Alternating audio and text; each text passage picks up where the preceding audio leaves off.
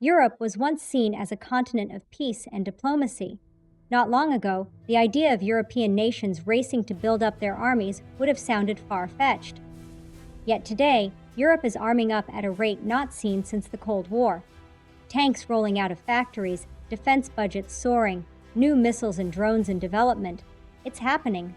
The question is, why now? Why is the European Union pushing so hard to rearm, and could there be more to the story than officials admit? At face value, the answer seems obvious. European leaders cite the war in Ukraine and a dangerous world as reasons. But here's the strange part. This rearmament goes far beyond just reacting to Russia's invasion. Hundreds of billions of euros are being poured into weapons and military plans.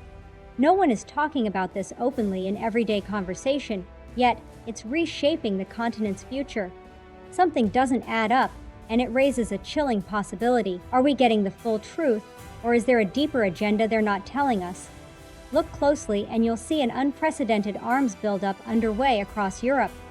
In just a few years, European countries ramped up defense spending by more than 30% between 2021 and 2024. To put that in perspective, that's a spike faster than anything since the end of World War II. Military expenditure in Europe surged 13% in 2022 alone, the steepest increase in at least 30 years. It even surpassed 1989 levels when the Cold War was ending. Europe, the Nobel Peace Prize-winning union of former rivals, is now one of the fastest rearming regions on the planet. Consider a few eye-opening examples. Germany, Europe's economic powerhouse, tossed decades of restraint aside. In 2022, Chancellor Olaf Scholz declared a Zeitenwende, a historic turning point, and unveiled a €100 billion special fund to modernize the Bundeswehr. Virtually overnight, Germany pledged to meet NATO's 2% GDP defense target and make its military the backbone of deterrence in Europe.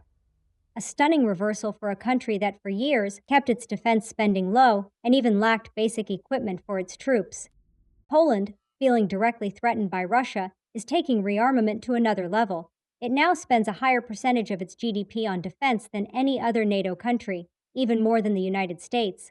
Last year, Poland hit 4.1% of GDP on defense and plans to reach a staggering 4.7% this year.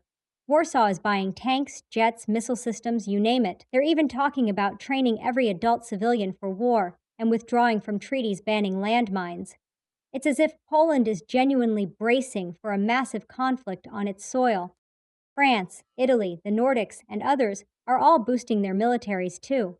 France and the UK, Europe's nuclear powers, are modernizing forces.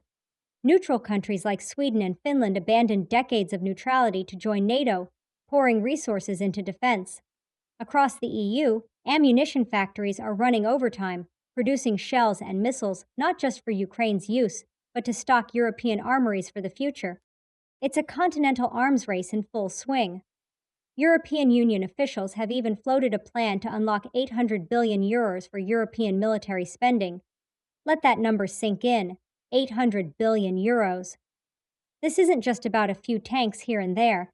This is a fundamental remilitarization of Europe, and it's happening fast.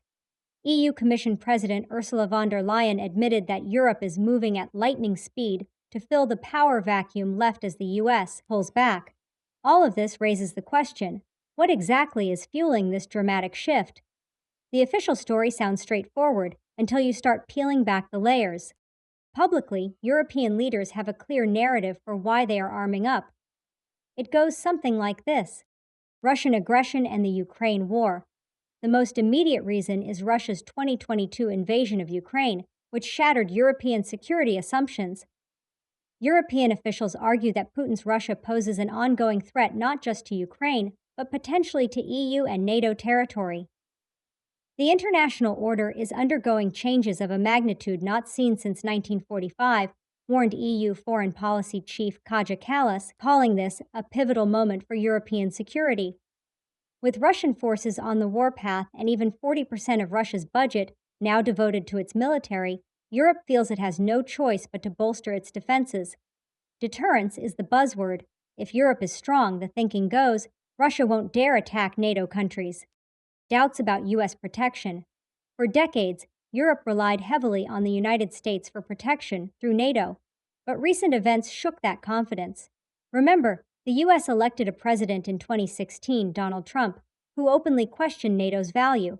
European policymakers got scared that American help might not always be guaranteed. In fact, EU leaders have doubts about the future of US protection. What if the US gets busy elsewhere, like tensions with China, or if an isolationist leader comes to power again? 450 million EU citizens should not have to depend on 340 million Americans to defend ourselves against 140 million Russians, as one EU official put it. The EU's answer: start defending ourselves. Europe must take responsibility for its own defense, is the official line. This means building a stronger European pillar of security so that even if Washington wavers, Europe can hold its own. Protecting European values and unity, leaders also frame rearmament as protecting our way of life. Von der Leyen declared that our European values, democracy, freedom, and the rule of law, are under threat. To them, arming up is about safeguarding peace in the long term. By standing strong, Europe can prevent war from spreading. There's also talk of Europe needing a credible deterrent by 2030. In other words, if you want peace, prepare for war, a message Europeans have reluctantly accepted after seeing the brutality in Ukraine. On the surface, these reasons make sense. Russia invaded a neighbor, so of course Europe feels insecure. The US might not always save the day, so sure, better to be prepared. And who wouldn't want to protect democracy from authoritarian threats? So if that's the whole story, one might say Europe is doing the prudent, responsible thing, right? But here's where things stop adding up. European governments aren't just making careful, minimal moves to defend themselves. They are going all in, writing blank checks for weapons, and breaking long standing taboos. It feels too much, too fast, almost as if there's something else driving this urgency. Let's dig into what they're not openly telling us.